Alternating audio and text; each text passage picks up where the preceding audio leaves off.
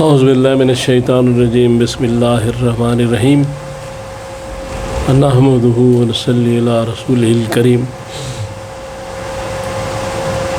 انتہائی قابل احترام سامعین و حاضرین، مجھ سے اچھے لوگوں، السلام علیکم ورحمۃ اللہ وبرکاتہ۔ درود پاک پڑھ لیں۔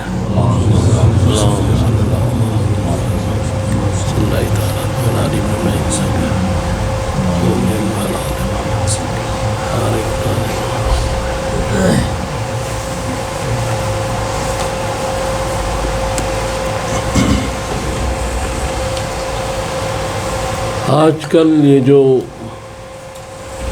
دور جا رہا ہے، اس میں ایک بہت بڑے غلط فہمی جو پیدا ہو چکی ہے، وہ دین اور دنیا کے بارے میں ہے کہ دنیا کیا ہے، دین کیا ہے، اور دنیا اچھی چیز ہے، دنیا بری چیز ہے۔ کوئی کسی طرف جا رہا ہے، کوئی کسی طرف جا رہا ہے۔ تو اس موضوع پہ انشاءاللہ آج بات ہوگی۔ اصل مسئلہ یہ ہے کہ قرآن اور احادیث مبارکہ جو ہے، اور قرآن پاک جو ہے، اس میں بعض جگہوں پہ دنیا کی مذمت آئی ہے۔ جیسے قرآن میں سورہ آل عمران کی آیت نمبر 185 میں کہا گیا کہ دنیا ایک دھوکہ ہے۔ اسی طرح احادیث میں بھی ایسی باتیں موجود ہیں کہ جس میں کہا گیا کہ دنیا تو ایک مچھر کے پر کے برابر بھی نہیں۔ لیکن اس کے ساتھ ساتھ قرآن اور احادیث میں دنیا کی اچھائی بھی بیان کی گئی۔ جیسے قرآن میں سورہ اعراف کی آیت نمبر 26 میں کہا گیا کہ یہ لباس جو ہے یہ آپ کی زینت ہے، عمدہ لباس پہنے۔ مفہوم اس کا یہ ہے۔ پھر آیت نمبر 31 میں کہا گیا کہ کھائیں پیئے، حلال چیزیں جو کھائیں پیئیں، لیکن اسراف نہ کریں۔ یعنی عمدہ کھانا ضرور کھائیں اگر وسعت ہے۔ پھر اس کے بعد اسی سورہ اعراف کی آیت نمبر 132 میں کہا گیا، اللہ تعالیٰ فرماتے ہیں کہ کون ہے جو میری دی ہوئی زینت کو حرام قرار دے رہا ہے۔ لہذا ایک کشمکش پیدا ہو جاتی۔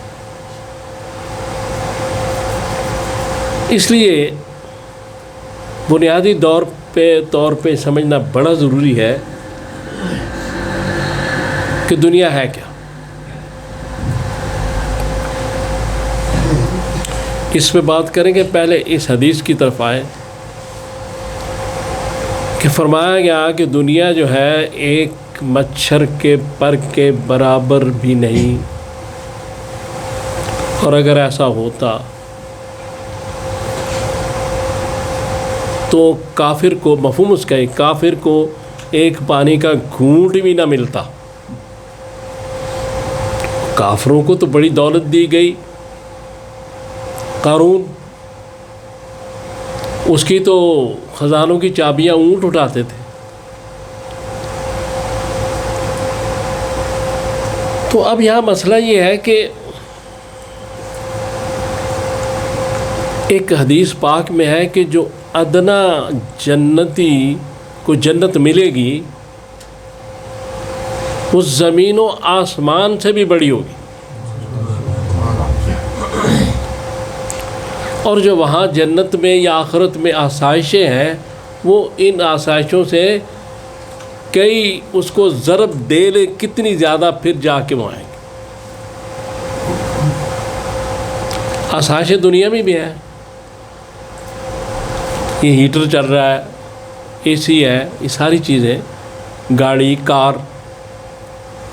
لیکن یہ آسائشیں جو ہے، یہ اگر جنت کی آسائشیں دیکھی جائے یا وہ نظام دیکھا جائے تو ان کی حیثیت ہی کچھ نہیں.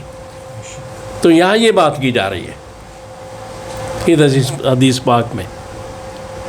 یہ جو حدیث مبارک ہے نا، اس میں یہ کہا جا رہا ہے کہ یہ دنیا جو ہے، جس کے پیچھے اگر تم مگن ہو جاؤ گے، اس کے پیچھے لگے رہو گے ہر وقت، تو اس کی حیثیت کچھ نہیں. اصل حیثیت جو ہے آخرت اور عاقبت کی ہے. لہذا اگر دنیا میں رہنا ہے تو اس کے آرام، آسائش اور جو بھی اسباب اللہ تعالیٰ مہیا کر رہا ہے جائز طریقے سے کسی کو، وہ پوری طرح استعمال کرے. اگر اچھے لباس کی وسعت ہے تو اچھا لباس پہنے، اچھے کھانے کی وسعت ہے اچھا کھانا کھائے، اور وسعت ہونے کے باوجود اچھا لباس نہ پہننا، اچھا کھانا نہ کھانا، یہ اسلام میں نہیں ہے. اسلام راہبانہ زندگی کو کنڈیم کرتا ہے، ریجیکٹ کرتا ہے. اسلام میں رہبانیت نہیں ہے. اسلام میں یہ ہے کہ آپ بچوں کے ساتھ ہنسیں کھیلیں، بیوی بچوں کے ساتھ رہیں. اگر اللہ تعالیٰ آسائش دے رہا ہے، اچھا مکان رکھیں، اچھی گاڑی رکھیں، اور اگر اللہ تعالیٰ نے بہت کچھ دیا ہے تو دوسروں کا بھی خیال رکھیں، غریب و مسکینوں کا بھی خیال رکھیں. اکیلے ہی نہ کھاتے جائیں، کچھ دے دیا کریں دوسروں کو. کچھ نہیں کر سکتے تو 2.5% دے دیں. تو اب اصل بات یہ ہے کہ یہ دیکھنے والی یہ چیز ہے کہ دنیا کیا چیز ہے. تو مولانا روم نے ایک بڑی زبردست مثال دی ہے. انہوں نے کہا ہے کہ کشتی کے لیے پانی کی ضرورت ہوتی ہے، کشتی پانی کے بغیر نہیں چل سکتی. اب اگر وہ کشتی چل رہی ہے، پانی اس کے نیچے ہے، تو کشتی صحیح سلامت ساحل پہ پہنچ جائے گی. لیکن اگر وہ پانی کشتی کے اندر آ گیا کسی سوراخ کے ذریعے، کسی خرابی کے ذریعے، تو کشتی غرق ہو جائے گی. لہذا دنیا میں رہ کے دنیا کی جو آسائشیں، آرام اللہ تعالیٰ نے اگر کسی کو دیے ہیں، اور جو حلال چیزیں ہیں، جو حلال زینتیں ہیں، زینت بھی حلال حرام ہے، اس میں بھی حلال حرام کا تصور، یہ اگر اللہ تعالیٰ نے دی ہیں تو اس کو استعمال کرے. لیکن ان چیزوں کو اپنے اوپر غالب نہ ہونے دے. یعنی ترک دنیا سے مراد یہ نہیں کہ دنیا چھوڑ کے جنگلوں میں چلے جاؤ.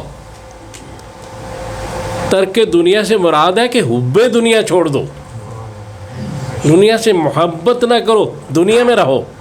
محبت اللہ سے کرو، محبت اس کے رسول سے کرو. لیکن دنیا کی آسائشوں سے منہ نہ موڑو. اگر اللہ تعالیٰ دے رہے شکر ادا کرو اور انہیں استعمال کرو. تو اب ساری چیز یہ سامنے آ گئی کہ اگر دین اور دنیا کی کوئی شے بھی اتباع رسول کے خلاف ہوگی، ہٹ کے ہوگی، تو وہ دنیا ہے، چاہے وہ دین کی چیز ہے چاہے دنیا کی چیز ہے. اور دنیا اور دین کی کوئی شے جو اتباع رسول میں آ جائے گی وہ دین ہے، چاہے دنیا ہے چاہے دین ہے. یعنی مکان اچھا بنانا، اگر وسعت ہے، حلال پیسے ہیں تو بنائیں. اس کی اپنا اس کو بنانا بھی ٹھیک ہے، اس کی آرائش بھی ٹھیک ہے، اس کی زیبائش بھی ٹھیک ہے، لیکن اس کی نمائش حرام ہے. کہ لوگوں کو امپریس کرنے کے لیے، کسی کو متاثر کرنے کے لیے مکان بنانا، کوٹھی بنانا کہ سب رشتہ دار مجھ سے متاثر ہو جائیں. اسی طرح نماز، آرائش بھی ٹھیک ہے، زیبائش بھی ٹھیک ہے، اچھا وضو کریں، اچھی طرح پڑھیں، نمائش نہیں، لوگوں کو دکھانے کے لیے نہیں. لہذا دین یا دنیا دونوں چیزیں اللہ کے لیے استعمال ہوں تو وہ پھر دنیا بھی دین بن جاتی ہے. دین جب غالب آ جائے گا، کوئی شے جب کسی پہ غالب آ جائے تو اصل شے کی حیثیت ختم ہو جاتی ہے. لیکن اگر دنیا غالب آ گئی، دنیا اگر پریویل کر گئی کہ ہر وقت دنیا میں لگے ہوئے ہیں، تو پھر آخرت میں انجام اچھا نہیں. تو لہٰذا جہاں مذمت ہے دنیا کی وہ یہ ہے کہ آپ اللہ اور رسول کے رستے سے مت ہٹیں. اگر ہٹیں گے تو یہ مذمت ہے، یہ دنیا فتنہ ہے پھر.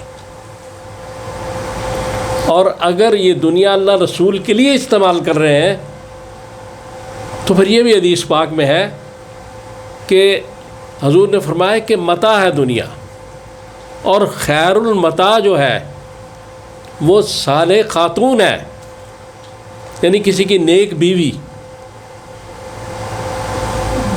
تو یہ تو ساری چیزیں اگر ہم اس طرح دنیا کو دیکھیں جس طرح ہم دیکھ رہے ہیں تو پھر کشمکش میں رہیں گے. اگر اس طرح دیکھیں کہ رسول اللہ صلی اللہ علیہ وآلہ وسلم کس طرح اس دنیا کو استعمال کر رہے تھے تو مرشد ازلی کی طرف جائیں گے تو سارے معاملات ٹھیک ہو جائیں گے. اس لیے یہ چیزیں کہ اس چیز کو چھوڑ دو، اس چیز کو نہ چھوڑو، یہ میں فیصلہ نہیں کر سکتا، کوئی اور فیصلہ نہیں کر سکتا. یہ فیصلہ اللہ اور اس کا رسول کریں گے. ایک مسلمان کا ایمان اسی پر ہے. اس لیے یہ سمجھنا بڑا ضروری ہے.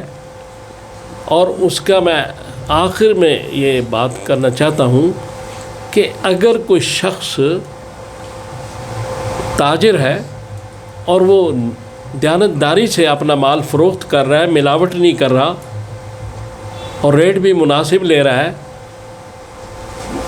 تو اس کا مقام بہت بلند ہے، احادیث میں ہے.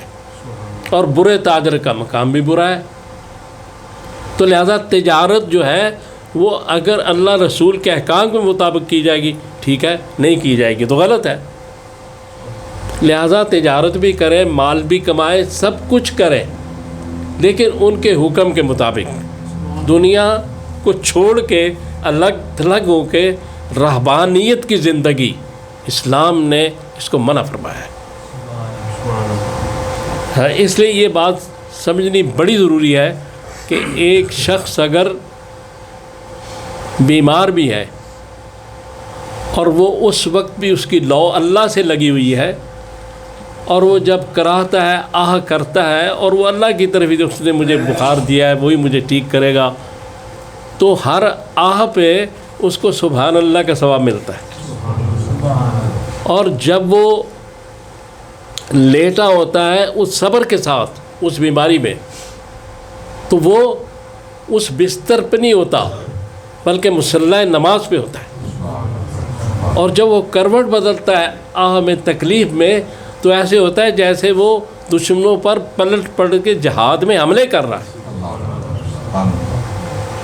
تو اس لیے یہ باتیں صرف یہ ہیں کہ جہاں بھی ہوں، یعنی ہاتھ کار وال یعنی کام کی طرف اور دل یار وال. اگر نماز بھی لوگوں کو دکھانے کے لیے پڑھی جائے گی تو دنیا ہو جائے گی. اگر کاروبار بھی اللہ رسول کے احکام کے مطابق کیا جائے گا تو وہ دین ہو جائے گا. تو اللہ تعالیٰ سے دعا کریں کہ اللہ تعالیٰ مجھے اور آپ کو توفیق دے کہ میں نے جو باتیں کی ہیں ہم ان پہ عمل کر سکیں. صلی اللہ تعالیٰ علی خیر خلقی محمد و آلہ و صحبہ اجمعین برحمتک یا ارحم الراحمین.